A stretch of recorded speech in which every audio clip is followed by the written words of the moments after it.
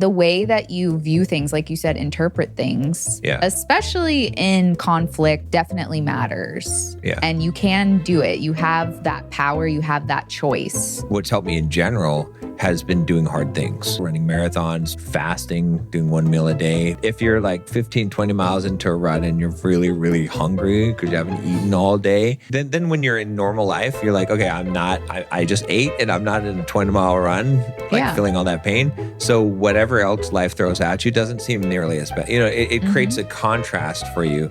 Beyond the perfect we discover, through our flaws we complete each other.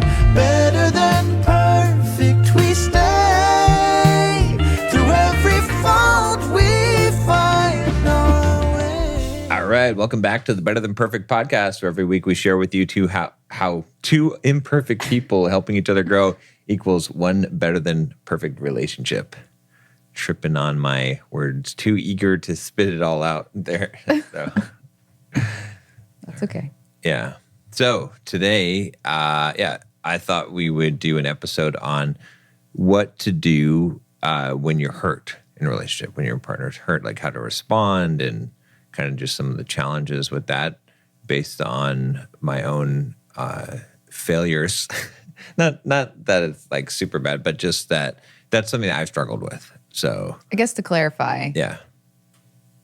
Because you said what to do when your partner's hurt, but I think you mean like what when to you're do.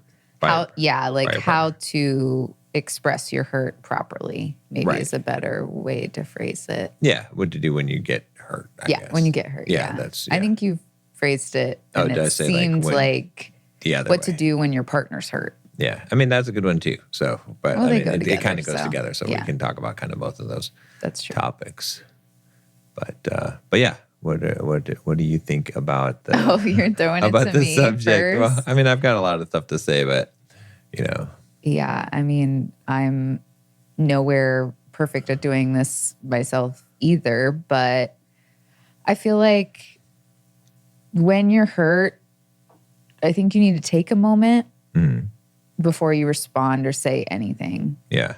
Because you're more likely to do it the right way if you do that. Right. If you just like the instant you're hurt, you're like, oh my God, I can't believe you did this to me or whatever. Like that emotion that you're feeling is still so new. It can make you act more impulsively and say things you don't mean, even though I hate to even say that. And I say that in air quotes because I think you do mean it, but like you are maybe saying it in a more harsh way. Yeah. Yeah. And like, you can't just act like you didn't do that, if that makes sense, which a lot of people try to do. They'll say like hurtful things like, I hate you. And then be like, oh, well, I was just upset. I didn't mean it. Like, right. Yeah. So that's why I put air quotes around that, because I think you're more likely to respond in a way like that you think is out of your control, because you're just going instantly from that initial hurt and allowing it to spill all over everybody.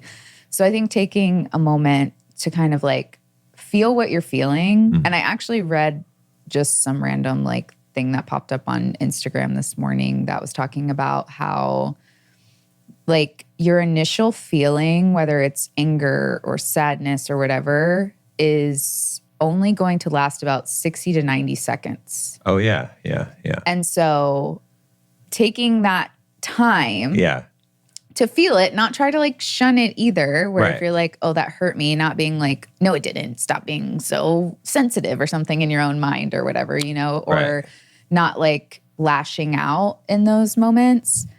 Like, and instead just like processing it and then kind of like letting it be what it is can also, and not like adding to it. Exactly. That was the whole point of the post. It was like, it's only going to last for like up to 90 seconds. Right. And then after that, you're causing continuous suffering for days or weeks or years. Right. The second by being like, oh, I can't do anything right. Or, like they never cared about me to begin with. Like adding those things to those emotions causes the extended suffering and extended pain and extended lashing out or whatever it might be. So what I try to do as well too, or even if I'm in it and like maybe we're having a conversation and I can't like completely stop the conversation. I'll kind of like be processing it while I'm in it, but not like allowing my responses to be influenced. And maybe I am like responding a little bit less. Like I'm still having the conversation with you, but I'm like processing while I'm still trying to keep the conversation somewhat going. And then since I'm doing that internally, I'm trying to figure out what's the best way to bring this up to you that is not spilling it onto you. Yeah. Or, you know, in how can I bring this up in a vulnerable way, not an attacking way? Like that's what I'm processing while in the midst of it. And I think if you're new to like trying to figure out the right way, then maybe you do need to be like, hey, can I have like a minute, 2 minutes to kind of like process really quick and then continue the conversation? I don't think there's anything necessarily wrong with that. But I think the more that you try to work on this, the easier it will be. Like I said, like you can do it while in the conversation. Yeah. You're not like allowing the thoughts that are just popping up in your head because you're upset to spew out at that point. You're trying to like reprocess them and be like, no, where's the actual hurt here? Where's the actual like vulnerable thing? Like, why did this hurt me? Like, yeah, that's a good you question. can do these things exactly while you're in the midst of it and internally, or maybe even with your partner, like, hey, like this hurt me and I don't really know why it's bothering me. And that also kind of disarms the situation and like asks the person to help you in a way too, which is also another like disarming thing. And like, then you'll feel loved instead of like hurt or sad or whatever you're feeling. Yeah. Again, I'm not perfect at doing this, but I feel like I have worked really hard on doing this. Yeah. And again, like, I don't think I'll ever be perfect at it, but it is beneficial and it's something that I continue to work on because I've seen how it's made our conversations better and shorter. Yeah. And it makes me feel better about how I'm handling the situation and my growth as like an emotionally mature person. Right. And so again, like I don't want to sit here and act like I'm on some high horse because I don't always do the right thing. I mean, we had a conversation that I'm sure we'll talk about at the end of this where I called you, said you're acting like a 5-year-old or something. And I immediately was like, that was wrong. And you were like, you can't say that. And like, that's true. Like, but I did immediately apologize. It does not cancel it out. Yeah, yeah. But I knew that like I wasn't going to defend that behavior because it was wrong. And I needed to point it out to not only you, but to myself that I did make a mistake. Like I should not have said that. And like that might seem minuscule to people listening to this that they say some even more crazy things. But like even that felt wrong to me. Right. And it was wrong. It was the wrong way to handle it. Right. And I needed to address it not only to you because I said it to you, but to myself because it was doing myself a disservice by even saying something like that to you, which was like an attack. Again, it's not like calling you names or what. Well, I mean, like, I guess technically calling you names, but like it wasn't in the way that I think most people think of it. But even, I just use this as an example because again, like I make mistakes, but like recognizing those not only to the person that you said them to, but to yourself so that you can hold yourself accountable for like your healing process and especially like your emotional growth and maturity is absolutely necessary. Yeah.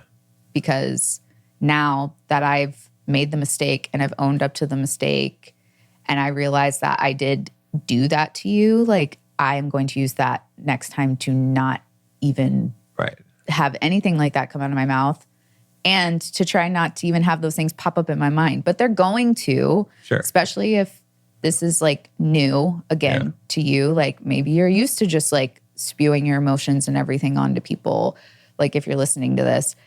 And again, kind of like we talked about in one of our other episodes recently about, you know, talking to each other, communicating with each other in love. Right. It's the same sort of thing is going to take baby steps. Exactly. Right? Like you can't just go from spewing your emotions onto everybody to not doing that. Right. Because that usually ends in bottling them up and then you just spew them out even worse later. So you have to realize that it's a work in progress. If you make a mistake, don't beat yourself up for it, but apologize to the person. Right. Apologize to yourself. Right. And then just use that to continue to grow. Right. And want those opportunities in order to make those mistakes in order to grow. Right. You know, it's like, even it's funny because that's what I told you after I had responded kind of the wrong way after getting hurt. I was like, well, test me again tomorrow or something. You know, it's like, and then it did, a situation did occur, but it was good because that's what I want. Like I do want situations to occur where I can put into practice a thing, or I can learn. Like if I haven't learned a lesson yet, haven't perfected that, then I want those opportunities. So then I think seeing those as opportunities helps you.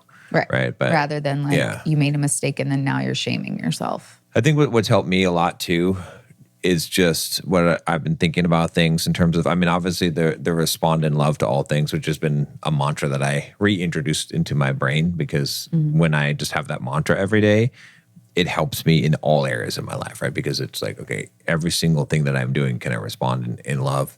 But also just thinking about what is the intent here? Because when I'm hurt, is it maliciousness or ignorance? You know, it's like, did you intend to hurt me? Or is it that you just don't realize what you're doing or what you're saying or the impact of that thing? Or you're just trying to express something and you're not even thinking about the thing. You know, so that's sort of innocent. And then if I ascribe malice to it, then that's what creates the hurt, is ascribing malice to it. Because if someone innocently does something, you're probably not going to be as hurt. It might hurt you a little, but it's not going to hurt you as much. And so I think that's helpful to me. And also just kind of what I talked about in the podcast a few episodes ago, where I was talking about that no one can harm you. It's still true. You know, but I got it put to the test for me because it is hard. It is hard, but it still is the truth. Is to recognize that no one can harm you, not even in a close relationship. And so when you realize, like, you harm yourself, it's your reaction to the thing. Again, Victor Frankl, right? Between the stimulus, between an event that happens and your response is a space, and in that space is where man's freedom truly is, that no one can take from you, which is your ability to interpret what that means and then respond. You know what I'm saying? So it's like... Well, that's all life is our interpretation of things. Yeah. All of life is that.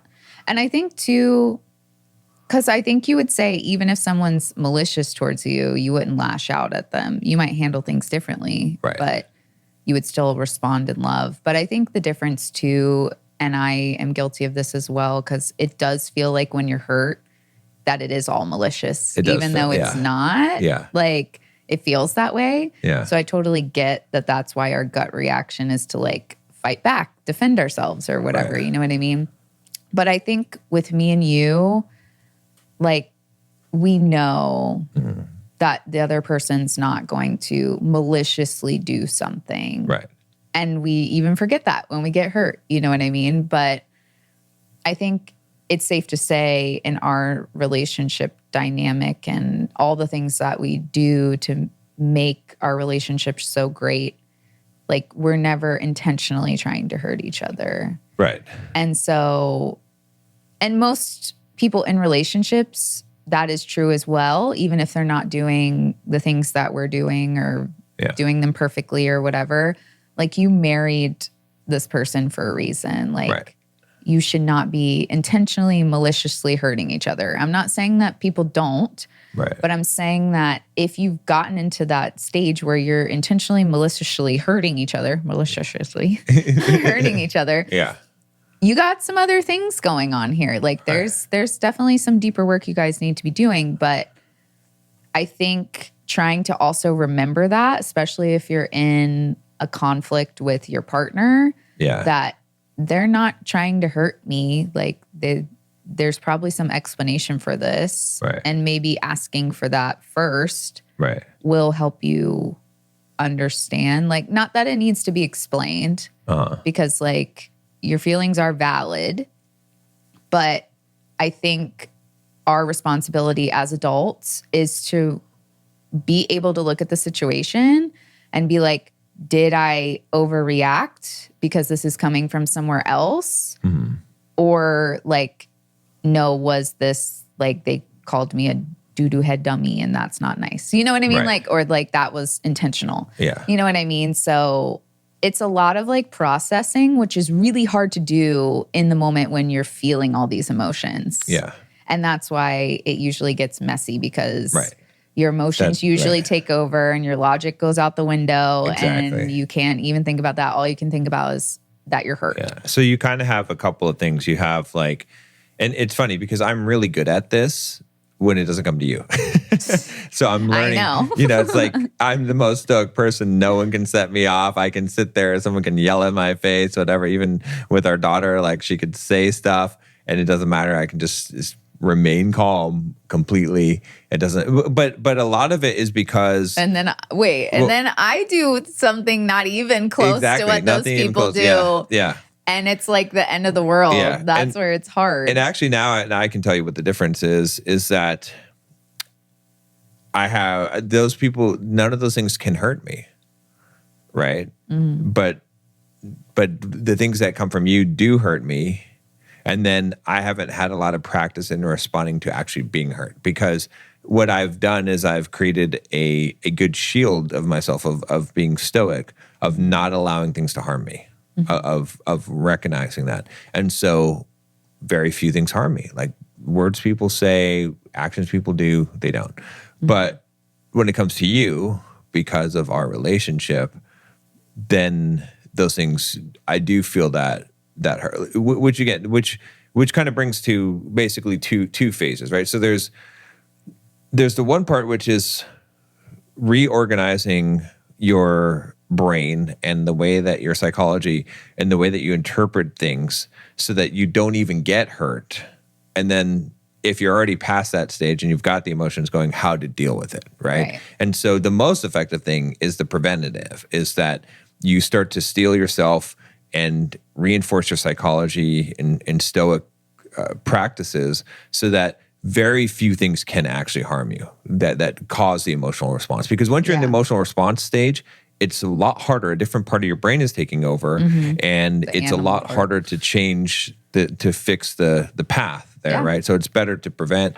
And so I can tell you what I normally do, which should be applied, which is... Well, I want to add a little bit to that because that's also something I need to work on in a way, which is like not taking things personally. Right. Which is hard when it's someone you're really close to. And like, I don't mean that if you were like, wow, you look so ugly in that shirt or something, that I wouldn't take that personally. Like that's different. Like that, then we'd have to have the conversation like, why did you say that? That really hurt my feelings or, something like that.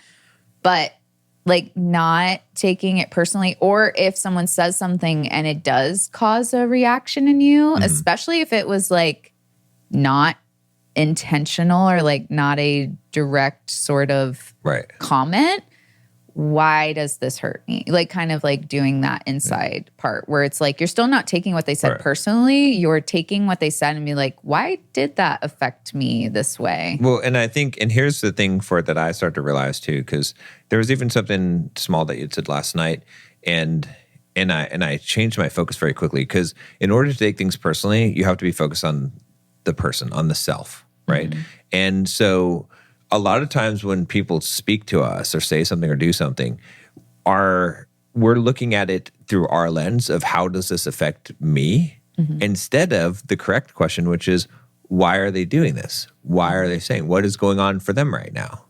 And so that internal focus is what causes us to become hurt and causes us to spiral and to have all those things. But if it's like, if you're not worried about that, but instead you're worried about, okay, well, why is this person doing that? What's going on for them right now? And that's your concern, then it's harder for you to be felt harmed and to take things in the wrong way or to take things personally in that case. And that's the thing that I've been practicing as well. And it helps, it like instantly shifts it, right? Because instantly it's like, okay, well, it's not about me. Like when your life is all about you, then you take things personally, right? Because it's all about your emotional, experience. But when you start looking at, okay, it's about other people. Like a good example would be, imagine that someone was in a car wreck, right? And they're like bleeding, they're like trapped in the car.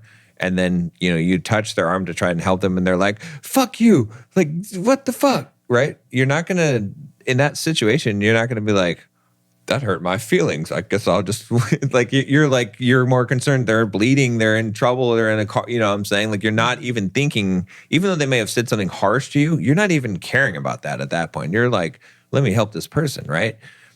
So I think that's the thing is it's like, but what's happening there is that the focus is not on you. It's so much on them because you see the trauma. But usually when someone is saying something that you interpret as mean or hurtful to you, there's a lot of, you're not seeing the trauma that's happening in their head, but there's something going on in them that if you can just shift your focus from yourself to them, then you can recognize that and that changes everything, so that does, I think that's a useful tool.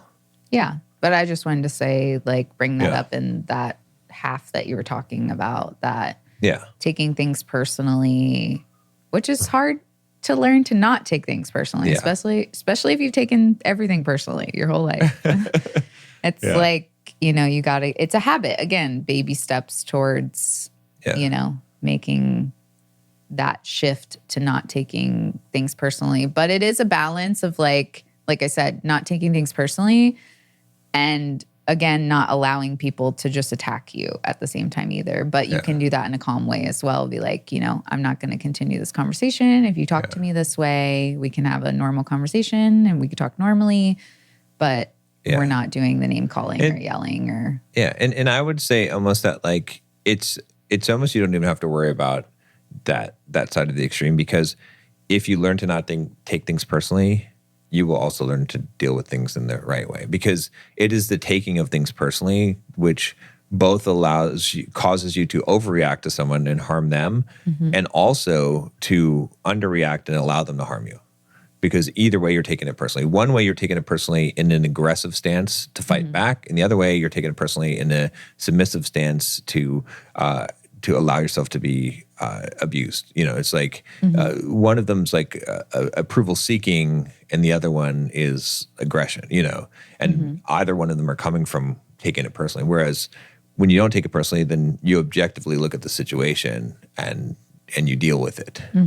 So, but it is a hard thing to which kind of brings into the realm of, just like you're saying, is like you've got the before you're hurt and then the after. And the before you're hurt, that's where you can harden your mind and realize that that's a matter of philosophy and understanding that, number one, no one can harm you. You can only harm yourself. If you truly believe that, then all of a sudden, like, the surface area of where you could be harmed, it reduces dramatically just by believing that thing. Even if it's hard to believe, if you understand that concept, that it's actually, Tony Robbins talks about it all the time, like when we went to UPW, is that you generate all of your emotions. Right. No one else generated them. They didn't come from outside of you, like stimulus did. But then you interpreted that thing, Victor Frankl, and you decided that you didn't like it, and you decided that it was personal, or you decided whatever it meant, and then you generated emotions in response to that, but you made all those choices. Right, exactly. Well, I was going to say that it's how you interpret what someone says. Like, if someone calls you a doo-doo head dummy,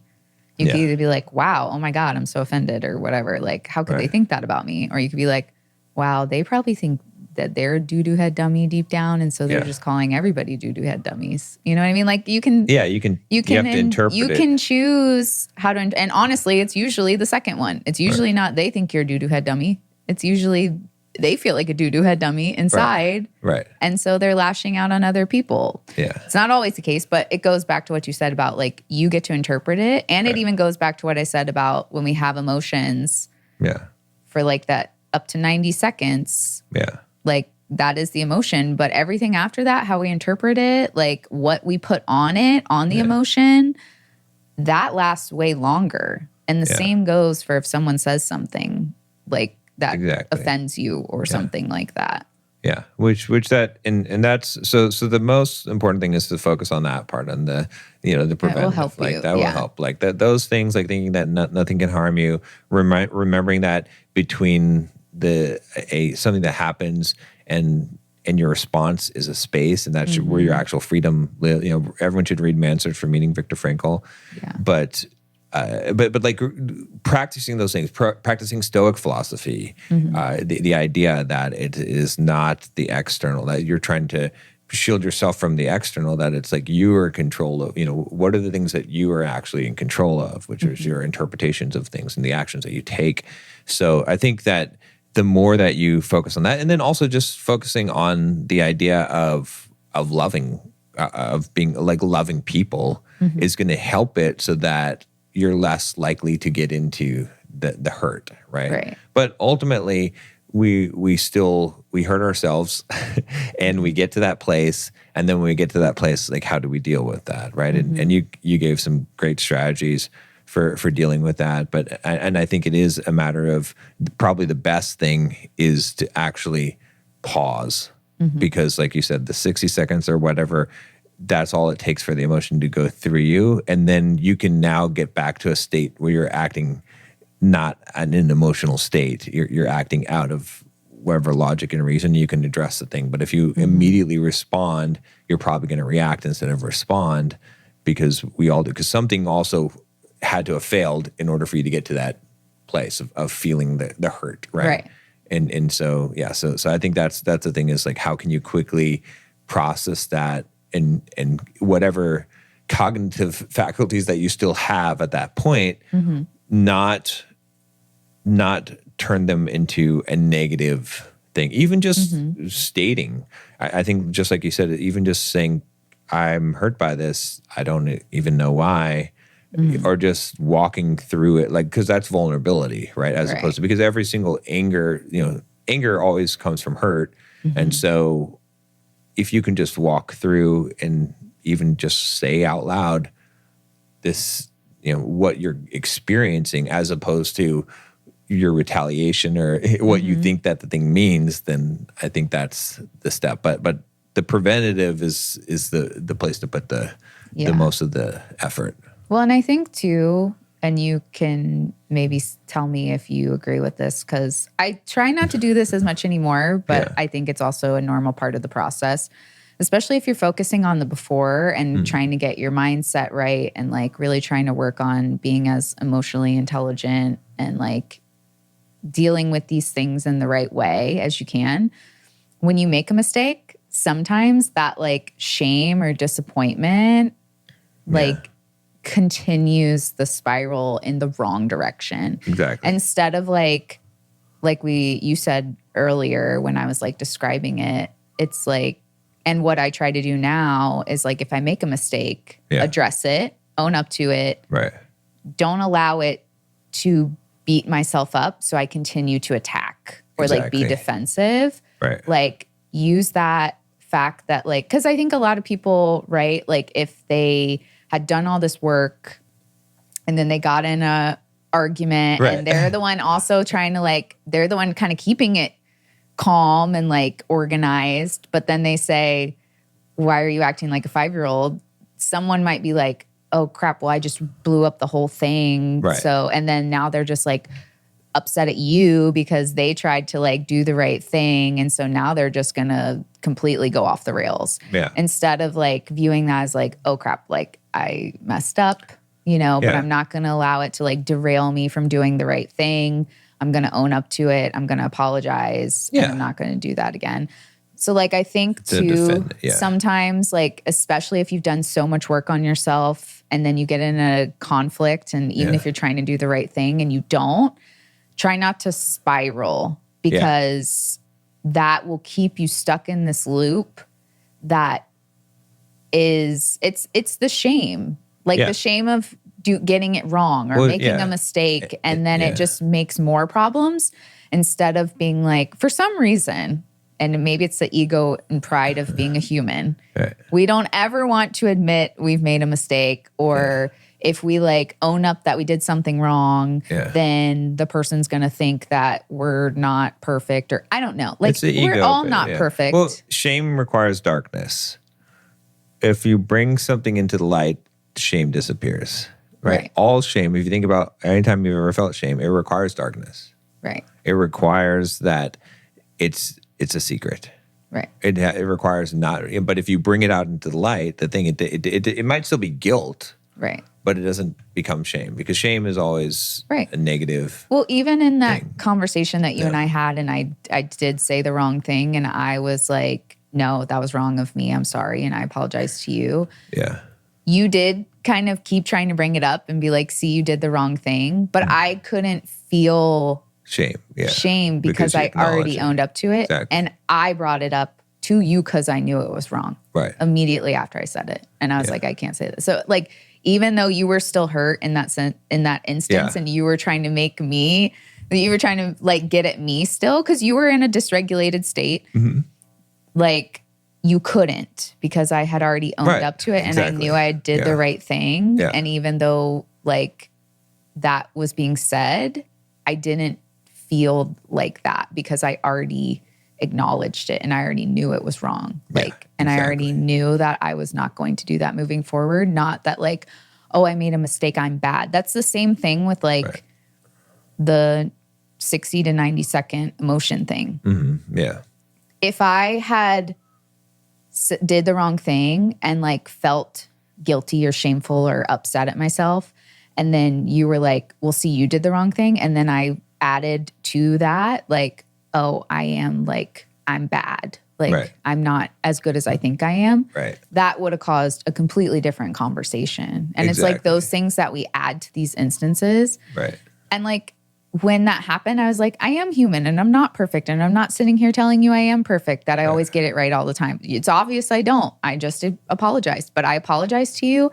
You didn't have to be like, oh my God, you need to apologize because you did that. I knew I needed to because I did the wrong thing. Right. So it's like when you take control of it, like you said, and you're vulnerable and you bring it out into the light, like there is nothing that can get to you except yourself as well too. Yeah. Because like no matter what you had said, I was like, I knew I did the right thing because I knew I did the wrong thing and I knew I had to make up for doing the wrong thing. Yeah. And I know I don't want to do the wrong thing. Right. If that makes sense. Yeah. Yeah. And I think that it makes it, you know, it's like, it's not the mistake that you make. And we talked about this a long time ago when this was more of an issue that you're facing, is I would tell you all the time, it's not like you can make as many mistakes as you want. It's how you act after the mistake. That's the thing. Because that's what really causes the most harm to someone else. Mm-hmm. Is it's like us trying to cover up or defend ourselves or you know, that shame that we have. But when I definitely did that. That was a huge problem I dealt with. Yeah. Yeah. You know, and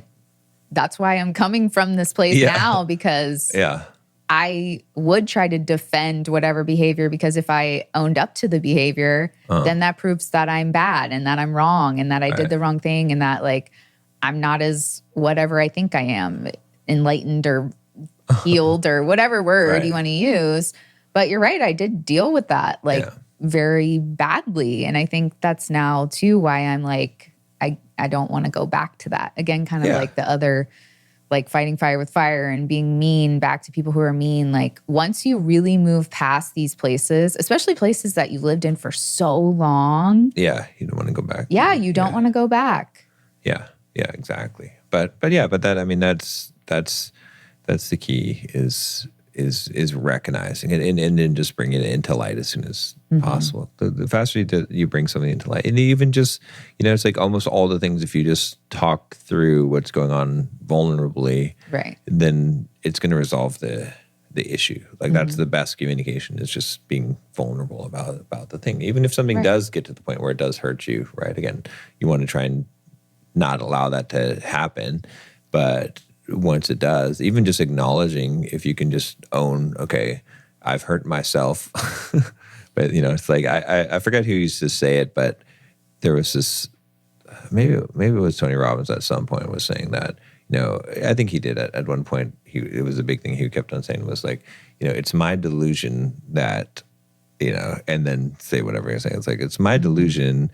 In my delusional state, I feel like this thing that you said is hurtful to me. It's like, or in my delusional state, it seemed like, it's like, it's my delusion. So it's recognizing that it's your interpretation of a thing. Like you're I think that's a big part of it. But it's definitely helped me to just recognize that, to keep on going back to this idea that like, okay, you're not going to do something specifically to hurt me. So whatever you're doing, it may be unintentional. You know what I'm saying? Like it is unintentional. Like that's but there's something going on with. So there's something going on with you, which is probably the more important thing that I should address. And then there's like the understanding of this unintentional thing that you did, which can be addressed. But it's easier to address that when you address the thing that's going on with the person, right? So why did the person say something that you interpreted in such a way that caused you to hurt yourself, right? Is if you understand that, then they're going to be way more receptive to modify the behavior in the future, right? Yeah, and I just want to say, I think that too, when like someone's lashing out at you, it's a little more obvious that they have something going on that they're projecting onto people. Right.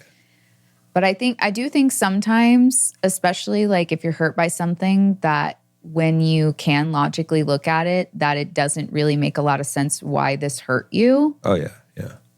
Or like, is this maybe a small thing that like doesn't even really pertain to this, but it does? I don't know how to describe that. Yeah, like, it's something that if someone's like, hey, can you grab that for me? And you get upset about it, like that's not a logical response. So being like, well, why does them asking me to get them something cause this reaction? Yeah. Because I'm constantly doing things for them and they're not doing things for me. Like sometimes it's not going to be as obvious as someone being like, I can't believe you would do this. You're so irresponsible or whatever, like calling you names. Right. It's a little bit more obvious that like they're struggling with something internally or like, you know what I mean? But if someone's like, hey, can you get this for me? And that causes you to be very upset, you have to do a little bit more research into why. Because sometimes it's like a response that like really you probably shouldn't be offended by, in the sense of like it was not malicious, like you said, but what has been going on that maybe you're like bottling up. And now this seemingly like normal response is causing a adverse reaction based on what the outside thing is. Does that make sense? Yeah. So like, I just want to mention that because sometimes it is obvious. Like sometimes it is somebody like coming at you or like they're visibly upset about something that doesn't really have anything to do with you. But sometimes it's like a normal everyday life sort of action that has hurt somebody. Exactly. Because it's the same with like women with the toilet seat up, right? Like it's not about the toilet seat. Right. Like women are not upset at you because you left the toilet seat up as in that action. Right. It's because they feel like unconsidered. Yeah, exactly. Over time. Right. So it's like those sort of instances, right? Like sometimes those things cause these reactions in us. And that's when we really have to do the inner work to be like, okay, what is this? Why is this causing this reaction? And then when you come to your partner, you're not like, you keep telling me to put the toilet seat down. Like, that's just don't tell me what to do. Like, there's something else behind it. Like, and it's not your responsibility as like the person who's being yelled at for the toilet seat. It's not your responsibility to figure that out. It is the person who's upset about the toilet seat.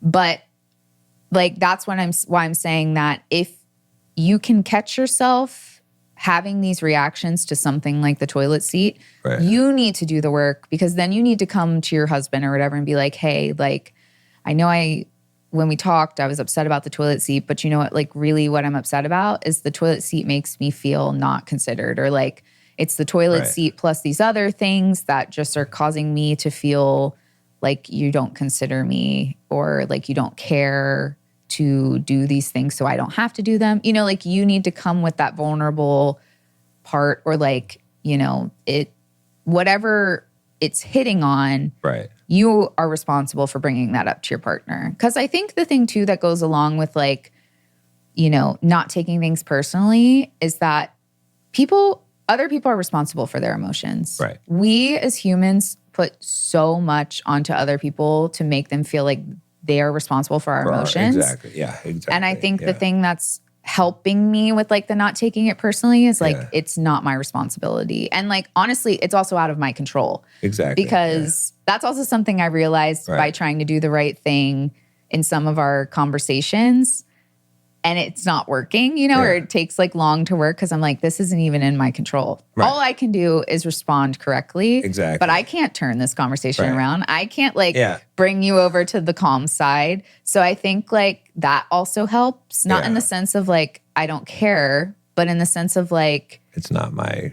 Right. Yeah, exactly. Yeah. And it works both ways because when you are taking things personally because you are trying to manage someone else's emotions, then you're also putting the burden of your emotions on other people at the same time. Right. Because what you don't realize is then that you're getting upset because you're unable to manage their emotions, and now other people are having to deal with your emotions that you're making them responsible for, like unintentionally, right? But that's what ends up. That's where, you know, what really helped me with that the most was making the vow of like, I'm no longer going to allow people to put expectations on me, and I'm no longer going to put expectations on other people. So people can do whatever they want to do, and I can do whatever I want to do, you know. And, you know, obviously there's still consequences for actions, but from an emotional perspective of not being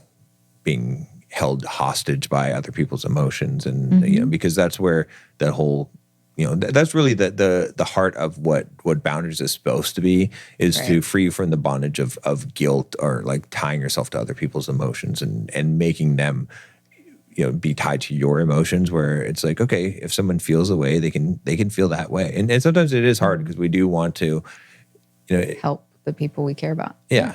But sometimes you have to let the person just feel how they're going to feel, and they have to deal with that internally, because you can't come and change, you know, fix all their emotions every single time. Otherwise, you know, if you're doing that, then they rightly will think that you're responsible for their emotions, because you're the one who changes them for them. You know, so but it's hard. It is hard to do, and it ties to the feeling hurt, because you're definitely going to feel hurt a lot of times if you're making yourself responsible for other people's emotions. Right. A lot of times, because now you've created, just like we were saying about like reducing the surface area of ways that you can be harmed, that increases the surface area, because now any person not doing or responding the way that you need them to respond causes you harm. Right. And that's a very, you know, you're going to have to be really good at managing that, or you have to change that surface area to make it smaller. Yeah, no one's good at managing that. Yeah. So, but yeah, you're right.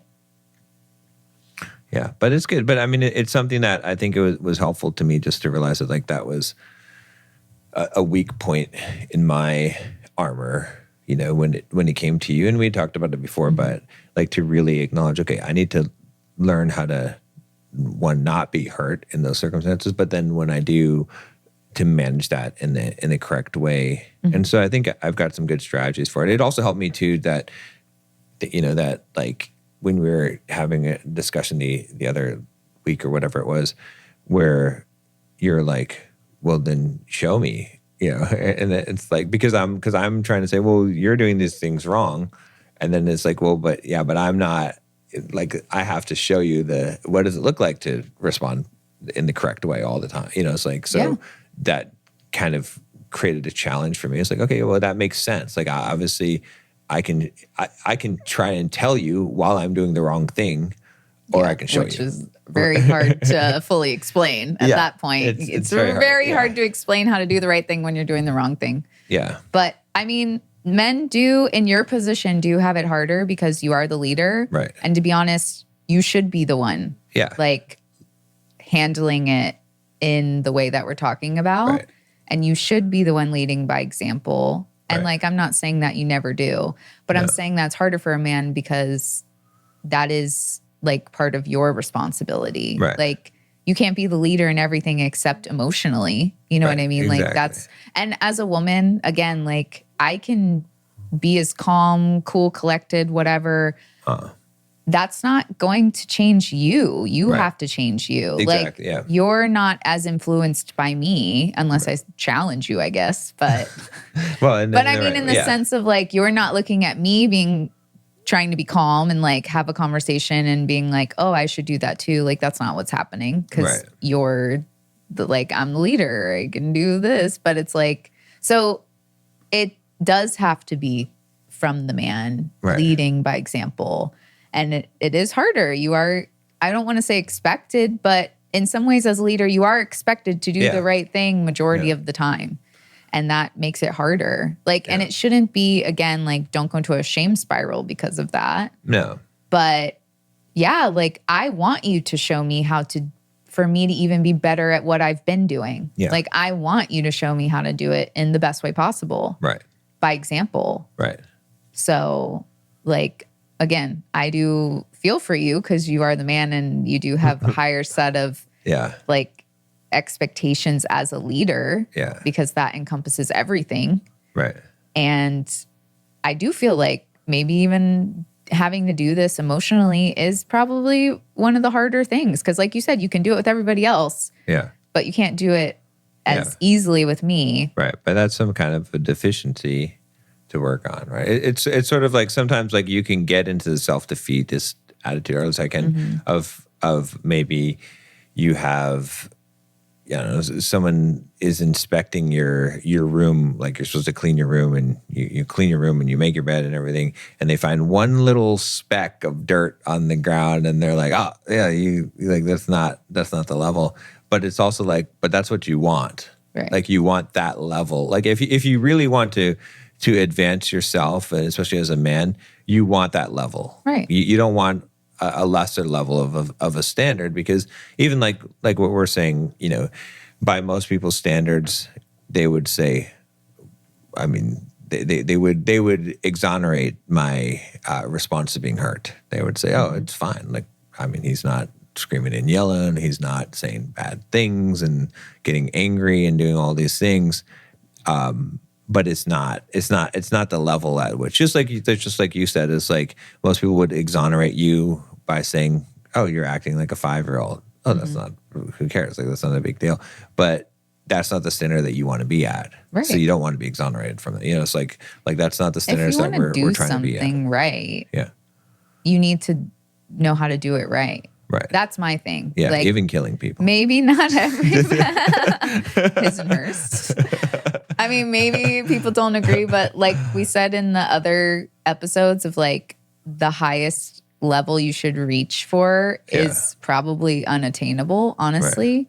That doesn't mean you shouldn't reach for it. Right. And that's the thing is like you said, I think some people with like the room example you gave, and if someone was like, there's a speck of dirt on the ground. Yeah. Like there's some people that are like, are you kidding me? I did all this stuff. Why are you pointing at that? Right. But I'm the type of person that's like, thank you. I'm going to make sure I focus extra next time on the floor because obviously I missed out on that because I want to do it right. Exactly. Like even if I can't reach perfection, I want to get as close as I possibly can while still knowing that no one is perfect because you do have to have that balance. Right. But I think when you realize that all of these growing opportunities, like you said, like the chance to be better gives you more peace in your life. I think people think it's like, oh, more work I have to do. But they don't realize that the more work you do in this area, the more peaceful your life is. Yeah. And like the less stressful and all of these things. Like they think just allowing their emotions to spew out. I saw this thing about like women are getting all these diseases because they like hold in their emotions or whatever. Yeah. And I was thinking about that because all the women in the comments were like, yeah, this is why I yell at people or whatever. No, that's not right.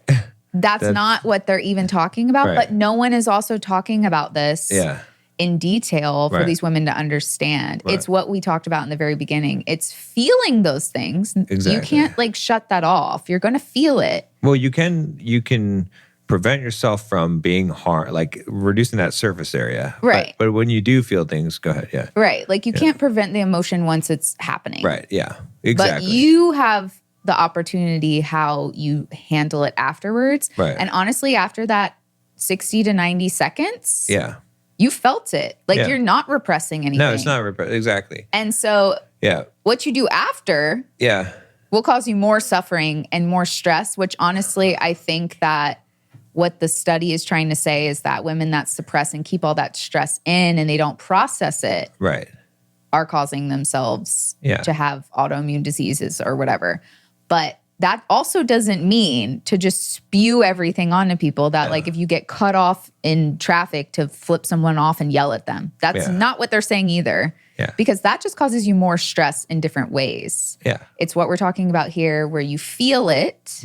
Process. Exactly. And honestly, the best way is to feel it and then be vulnerable about it like we talked about. Exactly, Because if there is some underlying thing like, you know, oh, that like really hurt me. I don't know why. Like maybe there's something that I'm holding on to that this like triggered and I need to let it go.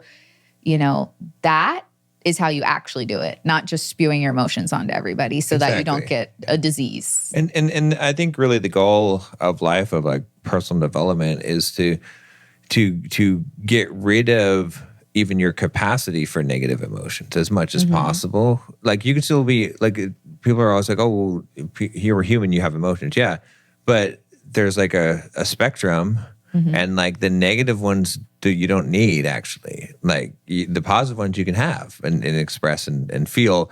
But you know, it has to do with the level of consciousness. As your level of consciousness increases, then you should be moving away from the negative ones, right? Like, you know, when we look at, I forgot what his name was, that wrote the books, but has the scale of, you know, like anger is at this level. Yeah. You know what I'm talking about. But is it David? He wrote Letting Go, and normally I have authors' names. You're pretty good at the authors. For some reason I can't get his, but yeah, those are at lower levels, you know, and so when people are like, oh, I need to express my emotions, well, first of all, you need to process them, not express or suppress. There's a difference, right? Processing is not expressing or suppressing. It is handling them. But the negative ones, you can get to a point where you reduce that surface area and you don't have to go through those things because it does improve your life dramatically when you don't even have to deal with the negative emotions because the less things that you allow to hurt you, then the less you're going to have to deal with hurt and pain, all those type of emotions. Yeah. You know, it's kind of like the, you know, Mark Manson, The Subtle Art of Not Giving a Fuck. Like, it's a pretty decent read if you haven't read that but it's basically Stoic and Buddhist philosophy. It's the same type of idea, which is like don't allow the things to harm you, and then you live a much better life. But you know, a lot of people are living with basically in glass houses. Well, I think you know. The important part about what you said is that it happens naturally because I think so many people think like, no, I need to feel anger or like anger is a natural emotion. I don't want like toxic positivity. I think that you have to understand that what you just said is not like you're not choosing to be angry. It's that you lose those sort of emotions because of all the work that you've done in other aspects. Exactly. Like it's not something you even actively do. Yeah. Like, I mean, like it's something you actively do where if now you get angry or upset, you process those emotions, you take that time to process that, and then you decide how you're going to act after that. That is what you are cognizant of. But the thing is that when you reach the level that you're talking about where you don't even need a lot of those negative emotions, that I feel like happens naturally. Yeah. It is not even like a necessary thing to think about. Like you're not like suppressing them. Like, because I think people think that when you say something like that it's suppression, right, that it is, and that it's like, no, I'm choosing to be happy, and like, yes, the story we tell ourselves, how we interpret life, does determine a lot of these things as well too. But well, it's like this, like, okay, if I'm like, okay, you should do things in your house, safety precautions in order to prevent a fire. Okay. but then there is a fire, and then you're like, oh, no, there's no fire. You're trying to deny that there's a fire when it's like at that point you have to suppress the fire. Like you have to suppress, maybe isn't the best word, but you have to get rid of the fire. You have to deal with it, right? But ignoring it or pretending like it's not there does not solve the problem. Right. So it's like the first step is prevention, but if that fails, then you cannot just ignore the thing. You have to deal with it. You have to process it. So it's like you don't need to be triggered in order to feel those negative emotions. But if you are, that's fine. Right. Don't deny it, because then you're suppressing it. If you're like, if I say, then you'll cause a bigger fire. Right. Because if I say, okay, anger is an unnecessary emotion, and then you get angry, and then you're like, no, I'm not angry. Like I have to suppress that. Like that. Then that's not healthy. But when I'm saying anger is not a necessary emotion, then what you're doing is hopefully applying it.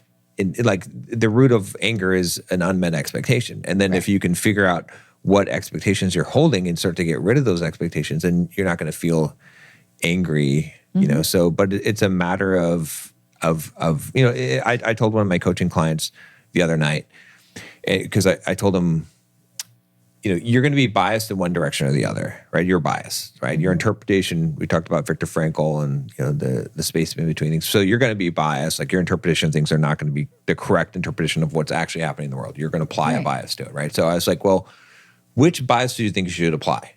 A negative one or a positive one, right? Because people talk about toxic positivity. I'm like, even if you blow smoke up your ass, blow smoke up your ass. Which would you, like you're going to be biased one direction. So let's lean in the direction that doesn't give us a bunch of crap negative emotions of hurt and pain and anger and jealousy and all this shit. Instead, let's blow smoke up our ass and let's interpret everything as like, oh, this person must love me. They must like me. Like, I mean, you don't have to go to that extreme, but if you're going to be biased in one direction, at least bias in the positive direction, because it's going to give you some shit. He's like, well, I want to see reality. It's like, you're not seeing reality clearly either way. No one is. Right? So all I'm saying is like pick the one that's going to be more beneficial to you. Right. And, you know, and that's. There's a reason they say Delulu is the Solulu. Yeah.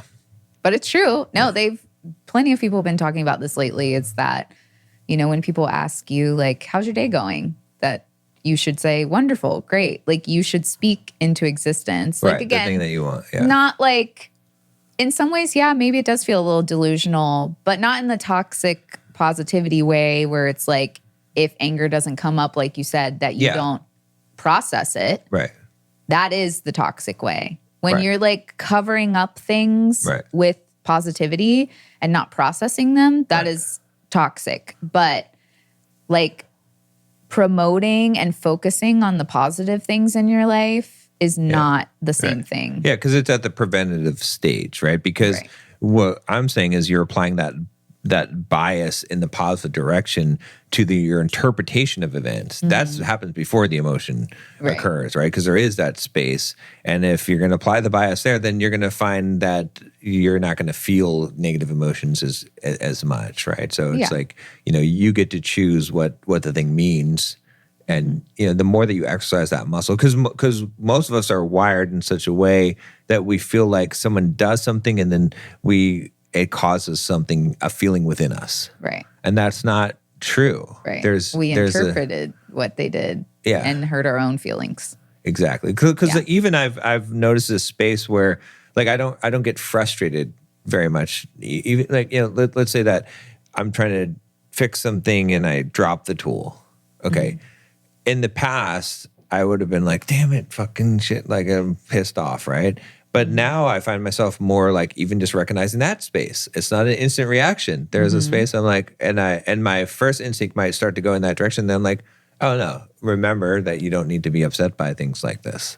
And then I'm not upset by things like this, right? Because I've created that. Like the more that you start to insert that little hook in there before the emotion takes over, the more you have control. And that's what the practice is just recognizing that. Well, and I think doing little things like that in your everyday life is also beneficial for all of the things that we've discussed in this episode. Because, I remember one time I knocked over like a whole plate of poker chips or something. Yeah. And I was like, I could just be like pissed off at myself. Right. And then I'm mad picking these things up. Or I'm like, well, I have to pick them up anyway. And so I just picked them up. Exactly. And I didn't have any emotion tied to it. I was just like, why am I going to be upset? I have to pick this up anyway. Yeah. am I going to pick them up and be pissed the whole time? And then like it might ruin my whole day because I just like was angry for like 15 minutes picking up these chips. Exactly. Or am I just going to pick up the chips because it has to be done anyway and it's no big deal? Like it was an accident. Like the way that you view things, like you said, interpret things, especially in conflict or like high emotional states, definitely matters. Yeah. And you can do it. You have that power, you have that choice. At every moment, you have the choice of how you're going to respond, of how you're going to interpret it. And so, yeah, maybe this was even a good one to do for the thing for 2026. Oh, yeah. But you know, I think it all ties together, honestly, like I said. And what's helped me a lot, too, with just being more stoic in general, even though, I've got some weakness in this area when it comes to you, but I'm learning and growing there. But what's helped me in general has been doing hard things, right? So like running 20-mile run, running marathons, training, fasting, doing 1 meal a day. Because, if you're like, 15, 20 miles into a run and you're really, really hungry because you haven't eaten all day. And then a lot of other things in life are going to be, if you're not in then when you're in normal life, you're like, okay, I just ate and I'm not in a 20-mile run, feeling all that pain. So whatever else life throws at you doesn't seem nearly as bad. It creates a contrast for you where you're purposely putting yourself into difficult and painful situations and doing without, so that there's a lot less things that bother you. It's like you can deal with some small discomforts. You can deal with some words that people say. Like those things are not, it creates that contrast. And I think that's important. It's like you have to be doing some hard things in your life. And even on an emotional perspective of like, if you're not reading and learning and growing, then and pushing yourself emotionally through hard things, then you're going to be fragile. Right, like when we talked to the doctor, and he's like, "Do you teach people how not to be snowflakes?" It's like, yeah, that's a bit, but that's because you'll be a snowflake. You'll be very delicate and fragile in that respect if you haven't put yourself through hard things, especially emotionally, yourself. It's like they even give that phrase of like, the more that you sweat in training, the less you'll bleed in battle, right? And so it's like the idea is that the more that you actually put yourself through hard things and do the work, then the less that life is going to be able to do. Like, because life is going to come for you and you're going to get hurt. Like, so it's like, are you going to feel the pain that you inflicted upon yourself in order to grow, or feel the pain of being too weak and life giving you that pain? So it's like, you're going to choose one. The other one is people say, choose discipline or regret, like which you're going to suffer either way. So it's like, which one, the pain of discipline or the pain of regret, which one do you want? Well, most people are suffering 24/7. Yeah. Because like you said, things are going to happen, but they're not even enjoying the times when things aren't happening because they're mad about something. They're holding on to something. They're lashing out at people. Yeah. So they never even really feel peace.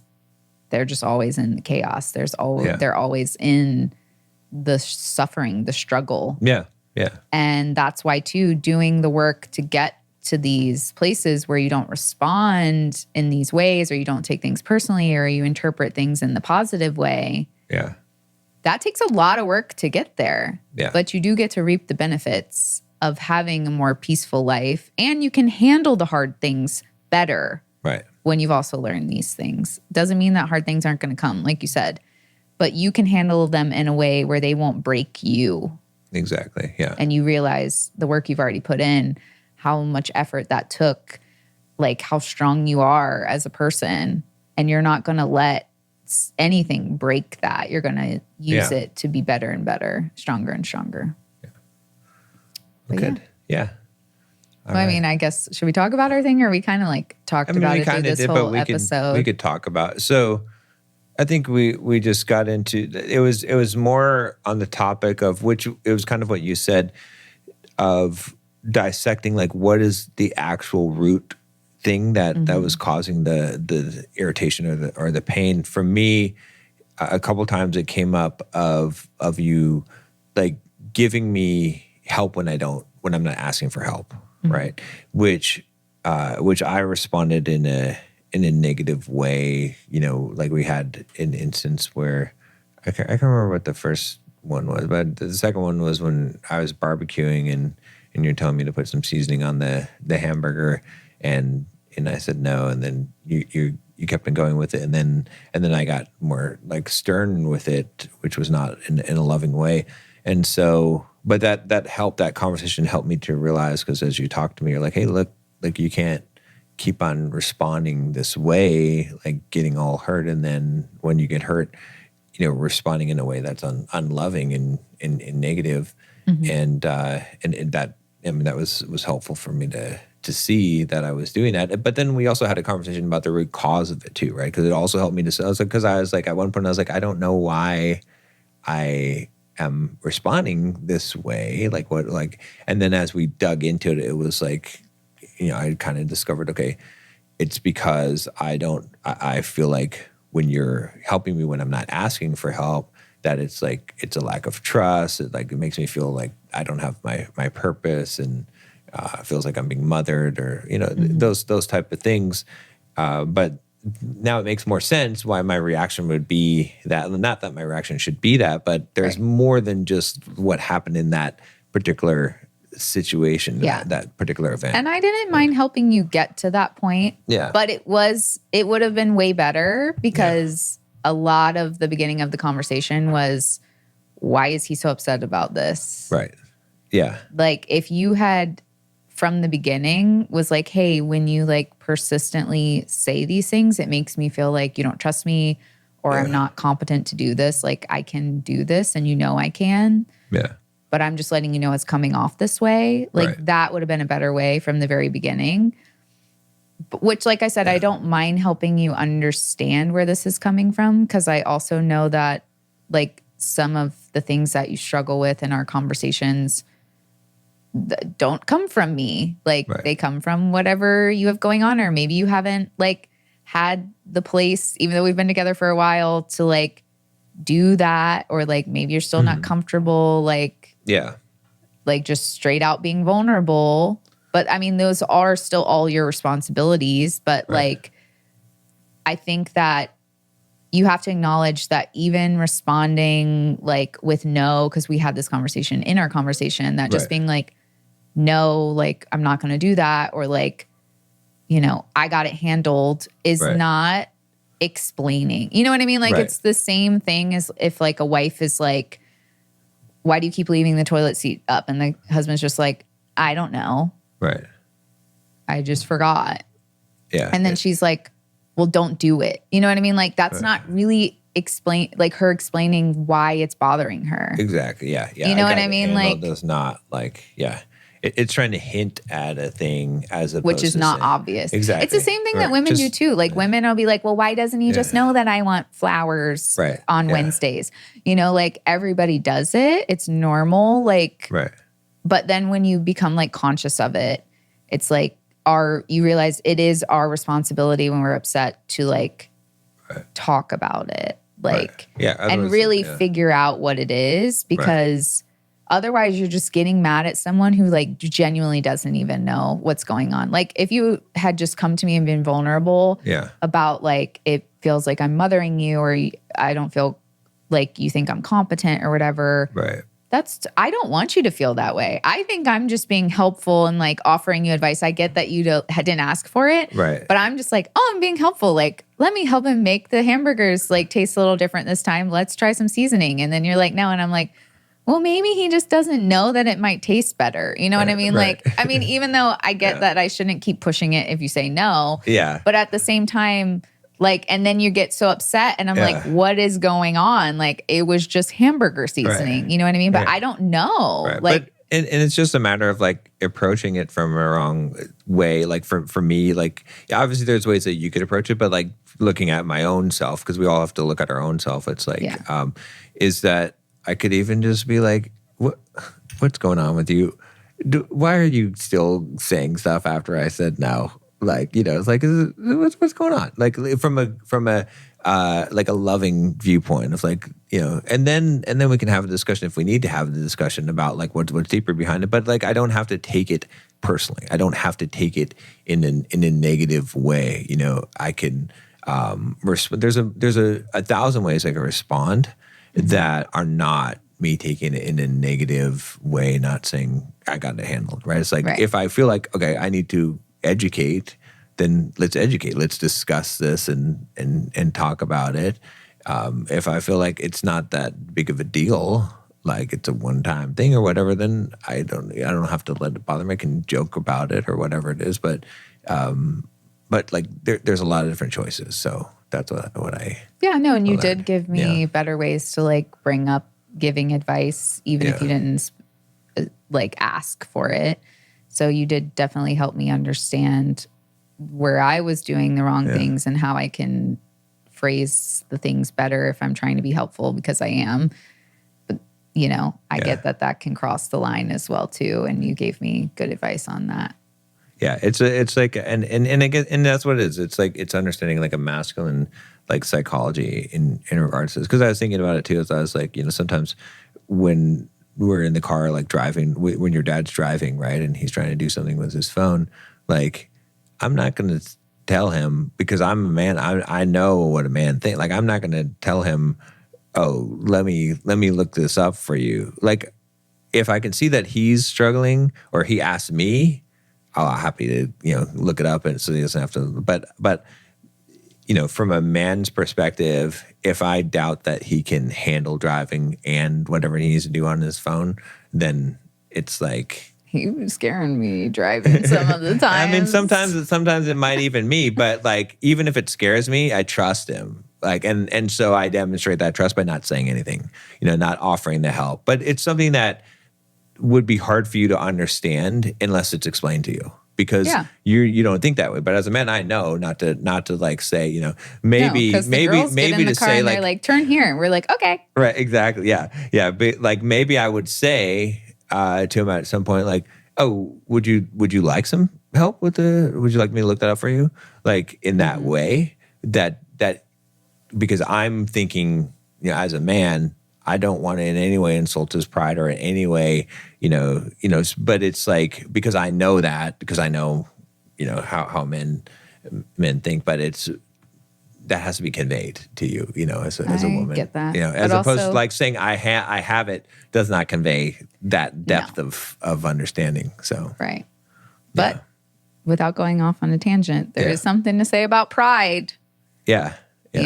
Pride also keeps us in precarious situations as well too. So, but it was a good thing. It was hard. Yeah, it was hard, but it's good. I mean, it wasn't like a blowout type of thing. It was just but it's hard to try to remain. And I obviously didn't. I said the thing that I said, but it is hard to try to remain calm in that instance, especially when your leader is not leading. You know what I mean? Like, so that's why I understand that it's incredibly hard for you, because you do have higher expectations on you. And that's why I said at the end of our conversation, I want you to show me how to do it.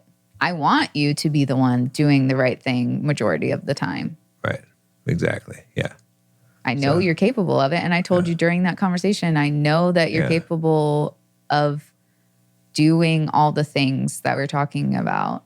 Yeah. Well, and like I said, the frustrating thing for me was that in all other instances, we had just the previous night, our daughter had gone off on a little tangent thing and said it didn't say like, it wasn't disrespectful stuff as we had dealt with before, but it was some stuff where I just totally remained calm, and didn't react at all. Just held my ground and didn't react, and was loving even. And so, but it's good. But that's the thing is like, the more that you think you have it, the more that you need to be tested so that you can see if you really do. It's like that little spot on the carpet when you clean your room. Yeah. Like, but you want that. Grandpa. I know, but you want that to be identified. Yeah. Because that's big. Yeah. It's also the good indicator of like, we were talking about it without going on too much attention on another episode of, about like when you say, I love you, so you do the right thing, but your heart isn't in the right place. Mm-hmm. Well, if there's that little speck in the room that's supposed to be clean, that indicates that maybe the heart isn't in the right place, because it's like a little crack in the thing that shows that there might be something beneath it that's going on. And so the more that you can find those things, the more it's going to help you, even when you think you're doing things right. So that's true. Yeah. All right. That's it. We'll come check us out at betterthanperfectpod.com. Send us an email at betterthanperfectpodcast@gmail.com. And subscribe. Yeah. Share with your friends. Yeah. Your doctors. Librarians. Your doctors. Yeah, your doctors. All right. We'll see you next week.